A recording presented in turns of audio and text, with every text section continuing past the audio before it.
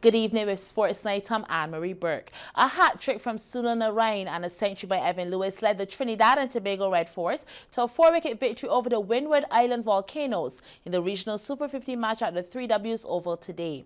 Narain removed Kaveem Hodge, DeLauren Johnson and Keswick Williams in his final over to finish with figures of 4 for 25 and helped to restrict the Windward Island Volcanoes to 222 from 48.3 overs after they were asked to bat first. Devon Smith led the way for the Volcanoes, scoring 68. CBC's Akeem Plinkett reports. We pick up the action with the Volcanoes on 118 for 2, as Devon Smith, who is on 51, cut Sheldon Cottrell over point for 4. There was a local battle next, as Kirk Edwards forces Rashawn Primus through the covers to collect 4 more. Edwards on the go again, and this time he goes straight as an arrow. There was no need to move. Edwards took a liking to Primus, threw cow corner for yet another boundary. But as the saying goes, who laughs last, laughs best, as Primus gets his revenge. Edwards is out for 32, and the Volcanoes are 166 for 3 now. 7 runs later, wicket number 3 would tumble. Smith finds Evan Lewis on the long-arm boundary. He departs for 68, and the Windward Islands are 173 for 4. The Red Force bowlers tighten the screws on the Volcanoes shortly after, as Imran Khan collects his second when he leaves Tyrone Theophile down the wicket, stranded on 5. Windward's 174 for 5 now. Carl Mears entered the wicket and got straight to work. Full toss from Cottrell, and he dismisses it out of the park.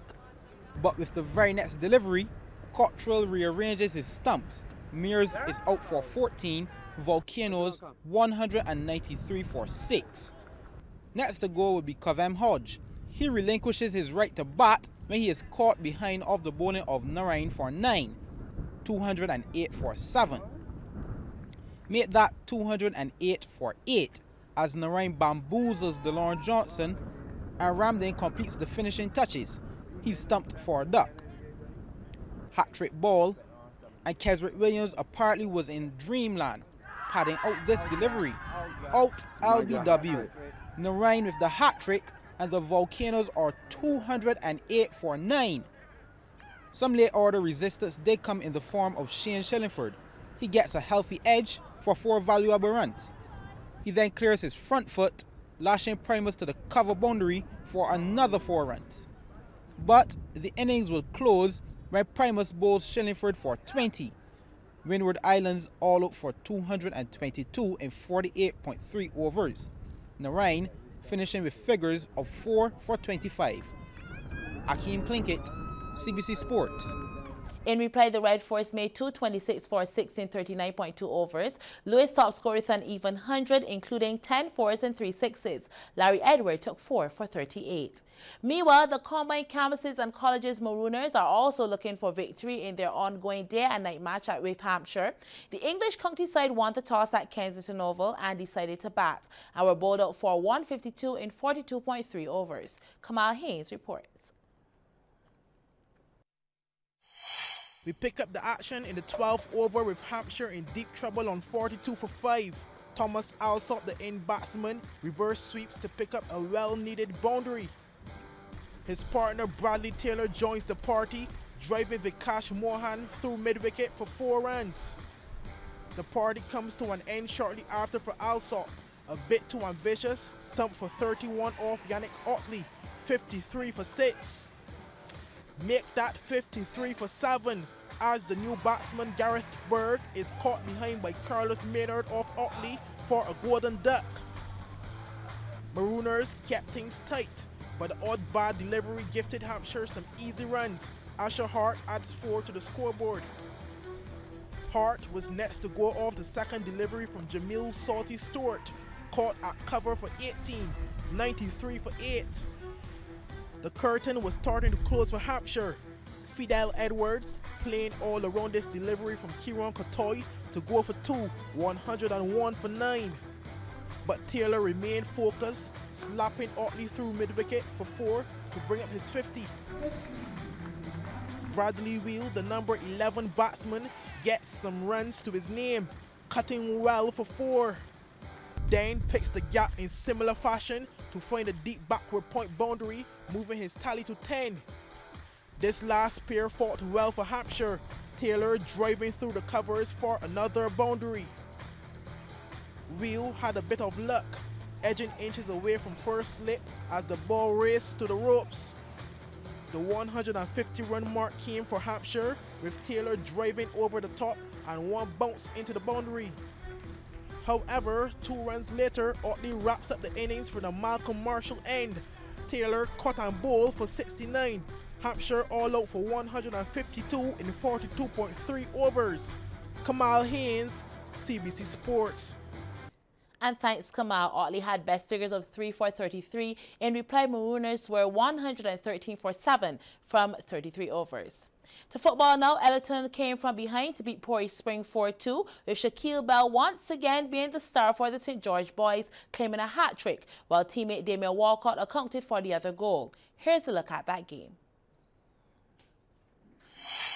2 of the tournament's dynamic teams met, and for sure the scoreline was a healthy one, and it all started in the 25th minute of play when Shamar Edwards volleyed the ball over the defenders and left the keeper for dead as it bounced into the left corner of the bars. Pori Spring get first dibs.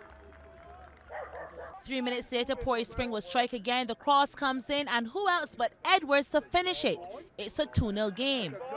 But then Ellerton came to the party, having added a goal on the stroke of halftime. This happened. A penalty awarded. And up stepped the big man Shaquille Bell, and sure enough, it was converted. It's now a locked game at 2-all. Bell would strike 2 more times for Ellerton as they eventually went on to win by a scoreline of 4-2. Meanwhile, all it took was a goal from Armando Lashley in the 16th minute to secure the 1-0 win for Paradise over Weymouth Wales. The next round of games is scheduled for tomorrow at Friendship. The Barbados Defence Force sports program is slated to take on Empire in the first game at 7, while Home Improvement Hardware Compton are to face Clayton's Colatonic Notre Dame in the nightcap game at 9 o'clock. Now, coming up after the break, the Triathlon Federation and celebrities come together for a healthy cause.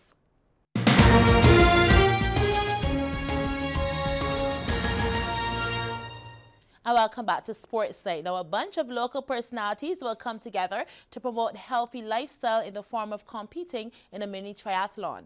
The Barbados Federation of Island Triathletes is set to stage a celebrity event on February 11th at the Garfield Sobers Complex, with names such as top road tennis player Mark Venom Griffith, the former Barbados and West Indies all-rounder Vasper Drakes, and car racing driver Sean Maloney all taking part. The event will consist of a 100-meter swim, a 2-kilometer ride, and a 700-meter run. One of the celebrities, Carly Pipe, says she has a little fight with swimming, but BFit has been helping her with that, and she reckons she'll be ready on the day. So far, the BFit has given us swimming lessons at the aquatic center, and in the 2 lessons I've been to, I have improved so much. I have learned a ton of stuff about good technique, and also the mental fear of letting go of the ground underneath you, and just swimming, I've seen a definite improvement there. So for me, the water is going to be the biggest hurdle, but we are being prepared. Meanwhile, DJ Salt, who's also another celebrity taking part in the triathlon, says he's not worried about the swimming and will provide some shock to the other competitors. As a native of St. George, you guys would appreciate that I would have a natural talent for swimming.